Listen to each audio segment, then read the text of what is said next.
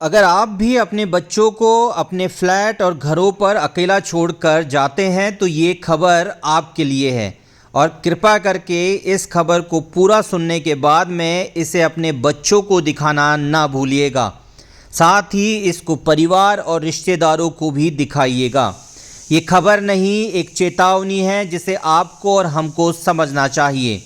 किस तरीके से ये दो शख्स एक फ्लैट जो कि महेश नगर थाना इलाके के स्वेज फार्म में आता है वहां घुसते हैं। दोनों ही युवक युवती से गुरुद्वारे के लिए कुछ पैसे मांगते हैं। युवती पैसा देने से आनाकानी करती है, लेकिन इतनी ही देर में दूसरा युवक 2 सीढ़ियां उतरकर नीचे आता है और अपने हाथ को हवा में घुमाता है। आप देखेंगे कि किस तरीके से इस युवक के द्वारा हाथ को ऊपर किया जाएगा और फिर युवती को कन्विंस किया जाएगा कि वो गुरुद्वारे के लिए मांगे गए चंदे के पैसे लेके आए। ये देखिए, हाथ ऊपर कर लिया गया है। युवती को प्रॉपर तरीके से बताया जा रहा है कि किस तरीके से उसे वहाँ देखना है, और इतनी ही देर में युवती कन्विंस हो जाती है और पैसे लेने अंदर चली जाती है।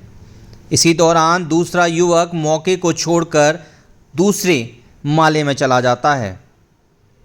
इस दौरान यह युवक जो कि इस पूरी वारदात को अंजाम देने वाला है, ये युवती के बाहर आने का इंतज़ार करता है। युवती बाहर आती है और युवती बाहर आने के बाद करीब 3 मिनट तक इस आरोपी युवक से वार्तालाप करती है। इस वार्तालाप के दौरान आरोपी युवती से चंदे के 50 रुपये लेता है, जिसके बाद युवती से वो कई सवाल और जवाब करता है। आप हैरान हो जाएंगे कि युवती उसके हर सवाल का जवाब दे रही है। कुछ ही देर में आरोपी युवती से इस तरीके के सवाल पूछता है जो आपके लिए हैरान कर देने वाले हो सकते हैं, लेकिन ये बात सही है कि हिप्नोटाइज कर आप किसी से कुछ भी उगलवा सकते हैं, कुछ भी करवा सकते हैं। ये युवती अपने घर पर अकेली है और किस प्रकार से इस आरोपी युवक के द्वारा इस युवती से बात करना निरंतर जारी है। 50 रुपये जो युवती इसे देने के लिए लाई है, उसे वह एक कागज़ के ऊपर मेंशन करता है और मेंशन करने के बाद में युवती को बताता है, उससे सवाल पूछता है कि उसे कौन सा जानवर पसंद है। इतनी देर में युवती को जवाब देने के लिए तैयार होती है तो आरोपी पहले से ही कागज़ में टाइगर लिख देता है, और युवती जैसे ही टाइगर बताती है तो आरोपी उसे कागज़ में लिखा हुआ टाइगर दिखा देता है और कहता है कि देखो, जैसा आपने कहा था वो एज इट इज़ मैं लिख रहा हूँ और मुझे सब पता है। ये कॉन्वर्सेशन करीब 2 से 3 मिनट के बीच में हुआ और इस दौरान युवती को आरोपी के द्वारा पूरी तरीके से हिप्नोटाइज कर लिया गया। 50 रुपये लेने के बाद आरोपी ने अब अगला सवाल दाग दिया। आपके घर में आपके दादा और पिता बीमार रहते हैं। युवती बड़ी सरप्राइज़ हुई और युवती ने तत्काल प्रभाव से उसे कह दिया कि हाँ, उसके दादा और पिता दोनों ही बीमार रहते हैं। इसके बाद क्या था, युवती का विश्वास आरोपी पर बढ़ता चला गया। ये पहली कॉन्वर्सेशन शुरू हुई और उसके बाद में क्या क्या होता है हम आपको बताएंगे। कॉन्वर्सेशन का अगला पार्ट, क्योंकि आरोपी समझ चुका है कि युवती उसके चंगुल में पूरी तरीके से फंस चुकी है, क्योंकि आरोपी ने उसे हिप्नोटाइज कर लिया है। हिप्नोटाइज करने की इस विधा को हम आपको नहीं बताना चाहते, बस ये बताना चाहते हैं कि आप किस तरीके से इन लोगों से बचाव कर सकते हैं। इसके बाद आरोपी पानी पीने के लिए युवती को कहता है कि उसे प्यास लगी है, क्या वह उसे पानी पिला सकती है।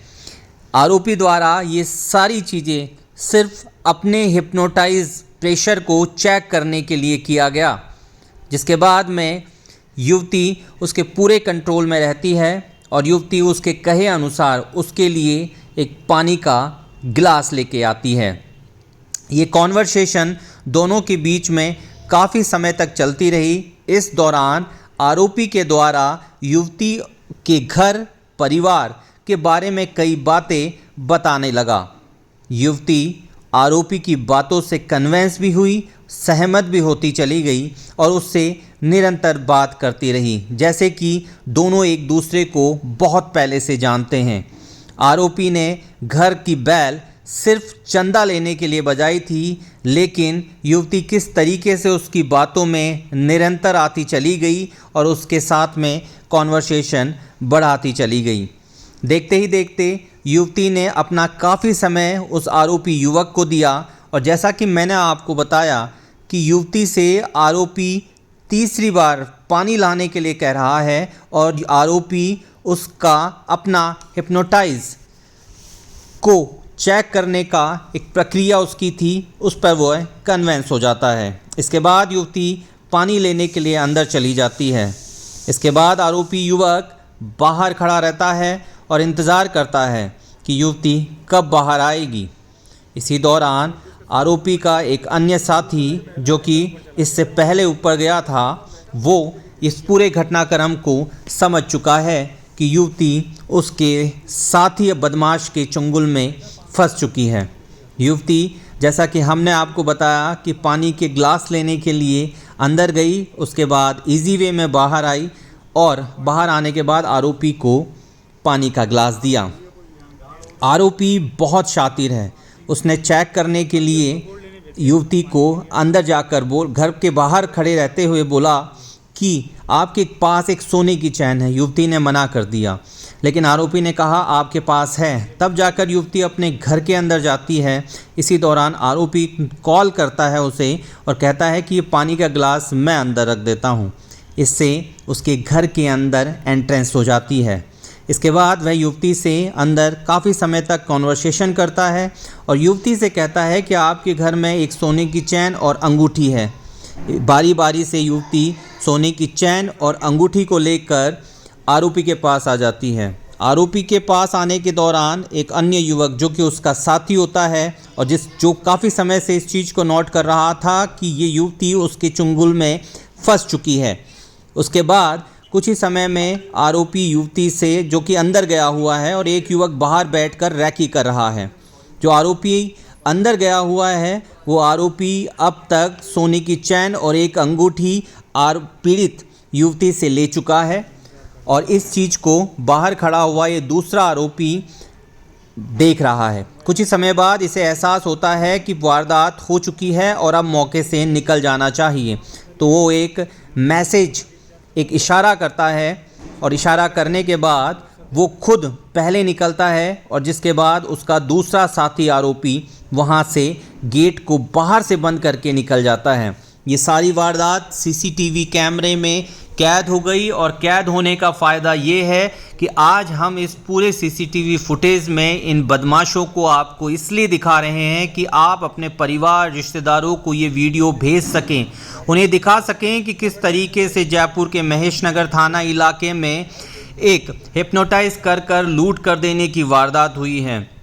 आप लोगों को समझना चाहिए कि अगर परिवार में कोई घर पर नहीं है और बच्चे छोटे हैं तो बच्चों को समझाएं कि किसी भी अनजान व्यक्ति के लिए गेट ना खोलें।